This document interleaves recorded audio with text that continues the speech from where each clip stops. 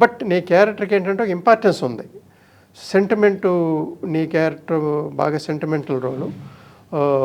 నీకు నువ్వు బాగా చేస్తే నీకు మళ్ళీ ఒక కెరియర్‌లో ఒక చేంజ్ వస్తది నీకు.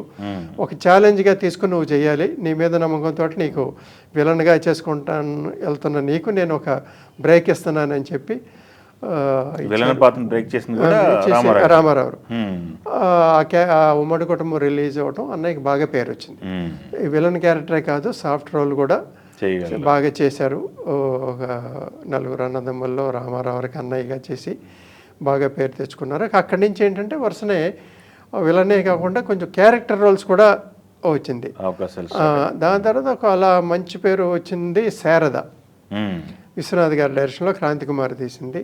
దాంట్లో శారద మెయిన్ కదా, దాంట్లో శారద అన్నయ్య రోల్. దాంట్లో కూడా చాలా బాగా వచ్చింది. అది రిలీజ్ అయినప్పుడు మాకు ఇటువంటి అన్నయ్య ఉండాలని ఒక లేడీస్ ఫీల్. అంతకుముందు తిట్టేవాళ్ళు. మామూలుగా బయట కనపడితే నీకేమి అసలు నీకు అక్క చెల్లెలు లేరా, నువ్వు అసలు ఆ సినిమాల్లో రేపులు ఏంటి అంటే వాళ్ళంతా నిజంగా ఫీల్ అయిపోయి తిట్టినోళ్ళు శారద సినిమాలో క్యారెక్టర్ చూసిన తర్వాత ఇటువంటి అన్నయ్య ఉండాలి మాకు అన్నంత బాగా క్యారెక్టర్ ఆడియన్స్లోకి వెళ్ళింది. ఇక అక్కడి నుంచి వరుసనే